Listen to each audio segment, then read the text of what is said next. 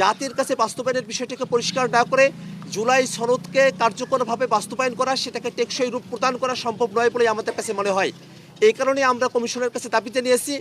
জুলাই সনদ বাস্তবায়নের আদেশ, গণভোট এবং কনস্টিটিউয়েন্সি পাওয়ার দেওয়া হবে। সামনের যে সংবিধান, সেটা যে শুধুমাত্র সংশোধনের মধ্য দিয়ে সেটাকে টেকসই করা সম্ভব নয়। এই যে জুলাই ঘোষণাপত্রের মধ্যে সংস্কারকৃত সংবিধানের ধারণার কথা বলা হয়েছে, কিভাবে সংবিধানের মৌলিক পরিবর্তনগুলোকে সংস্কারকৃত সংবিধানের মধ্যে অন্তর্ভুক্ত করা যাবে, সেই বিষয়গুলোকে জাতির কাছে খোলাসা করেই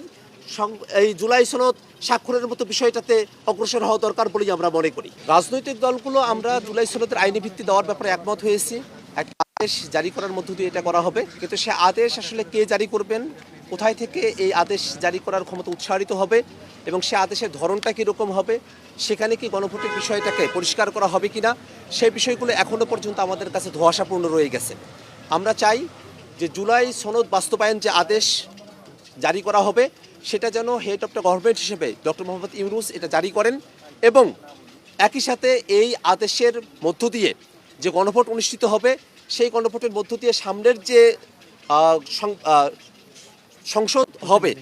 সেখানে যে প্রতিনিধিরা আসবেন তারা যেন কনস্টিটিউয়েন্ট পাওয়ার পেয়ে সংবিধান শুধু সংশোধনের মধ্য দিয়ে এটাকে যেহেতু টেকসই করা সম্ভবপর নয়, এটা যেন একটা সংস্কারকৃত সংবিধান, আমরা যেন 2026-এর ছাত্র জনতার আত্মত্যাগের বিনিময়ে নতুন একটা বেসমেন্ট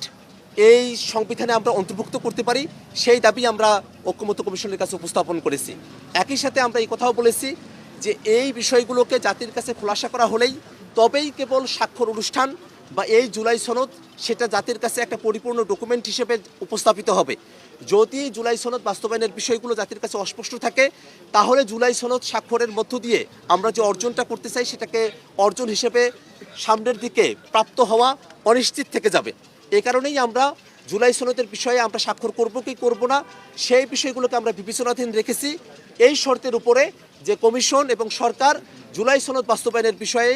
জাতির কাছে ক্লিয়ার রোডম্যাপ তারা উপস্থাপন করবে। আদেশের বিষয় কী হবে, গণভোটের প্রশ্নের ধরন কী হবে এবং সামনের সংবিধানে অন্তর্ভুক্ত করার প্রক্রিয়া কী হবে, সেই বিষয়গুলো খোলাসা করার মধ্য দিয়েই আমরা জুলাই সনদে স্বাক্ষর করার আগ্রহী।